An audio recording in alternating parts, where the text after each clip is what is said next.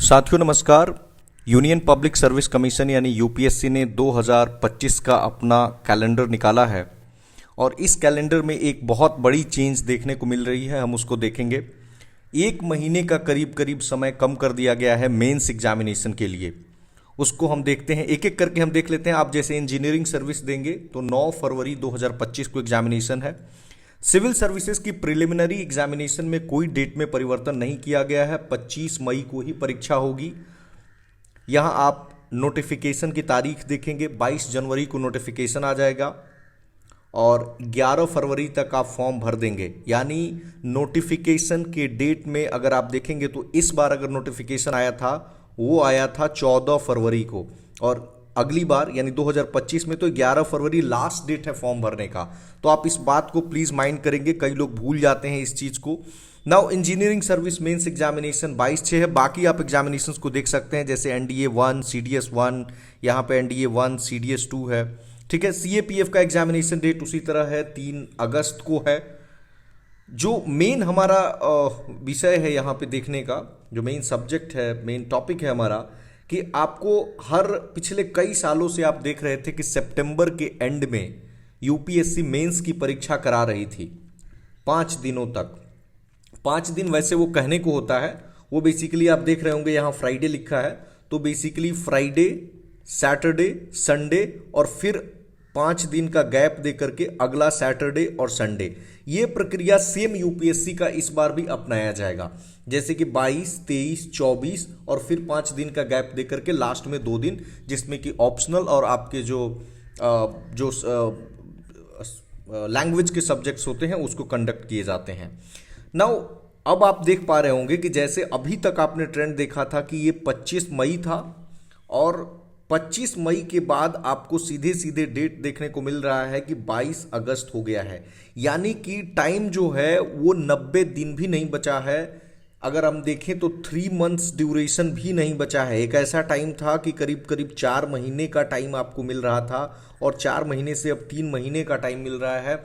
ऐसी सिचुएशन में एक बात तो क्लियर है, those who are appearing for 2025 they have to keep their mains, they have to be ready with their mains by December 2024। आपको इस समय तक अपना मेंस बिल्कुल तैयार रखना होगा। जिन लोगों का मेंस अगर इस समय तक तैयार नहीं है, देखो आप फिर लूप में रहोगे, क्योंकि मेरा ऐसा मानना है कि जनवरी ऑनवर्ड्स, जनवरी टू अप्रैल, ये अप्रैल कहने के लिए है, बेसिकली जनवरी टू मार्च आपको पूरा इसमें क्या करना होगा कि आपको अपने करंट अफेयर्स हैं उनको करना होगा, जो बेसिक्स हैं आप उनको करेंगे, जो पीवाईक्यूज हैं उनको करेंगे, टेस्ट पेपर्स करेंगे और इन सारी चीज़ों को आप अगेन रिवाइज करोगे। सो बहुत ही कम टाइम मिलेगा।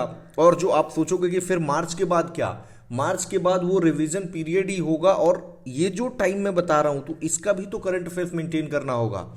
तो कहने का मतलब ये है कि और इसमें अभी सीसैट भी है, वो अलग से एक सरदर्द बना हुआ है।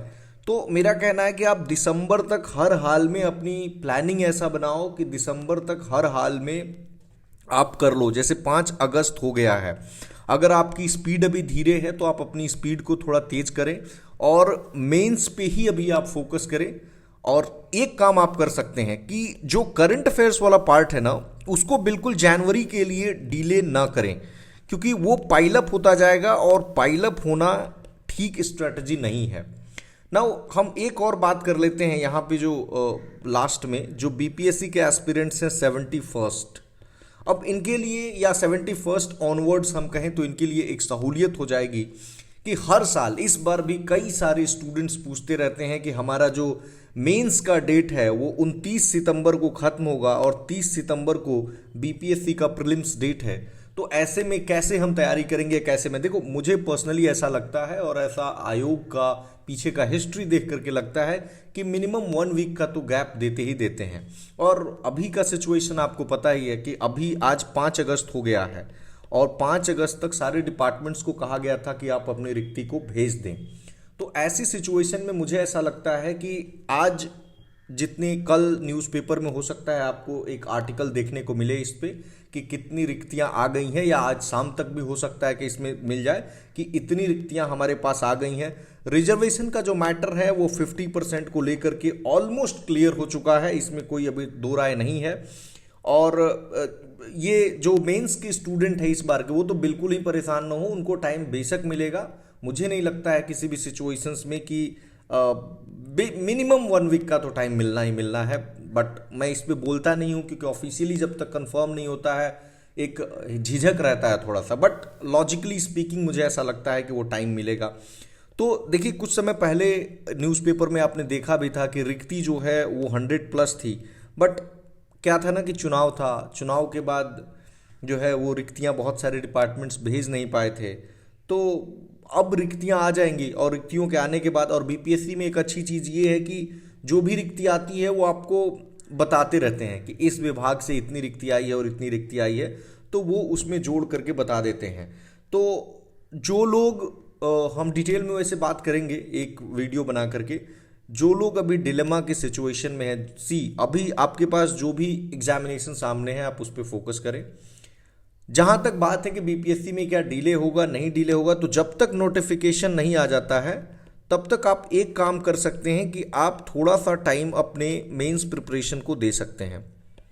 थोड़ा रिस्की जरूर लगता है कि हाँ, अगर प्रीलिम्स करा लिया तो आप अपनी सुविधा के अनुसार उन पोर्शन के मेंस को पढ़ें। जैसे मान लीजिए कि पॉलिटी है, तो basically your preparing fundamental rights, preamble, DPSP, federalism, Panchayati Raj system, urban local governance, इस तरह के टॉपिक्स हैं। या फिर मान लो ज्योग्राफी है, तो आप इसमें क्या पढ़ते हैं, मानसून मैकेनिज्म ऑफ मानसून पढ़ रहे हैं, सॉइल है, या मतलब मैकेनिज्म ऑफ मानसून मैंने क्लाइमेट में कैटेगराइज कर दिया, या फिजियोग्राफी है, लोकेशन है, इस तरह के जो चैप्टर्स हैं, या फिजिकल ज्योग्राफी है, तो ये प्री और मेंस दोनों में ही इंक्लूडेड हैं। तो आप इनको पढ़ सकते हैं, इन सब चीज़ों को कवर कर सकते हैं। बाकी ये तो कैलेंडर था, हम डिटेल में सेपरेट टॉपिक्स पे सेपरेटली बात करते रहेंगे। धन्यवाद।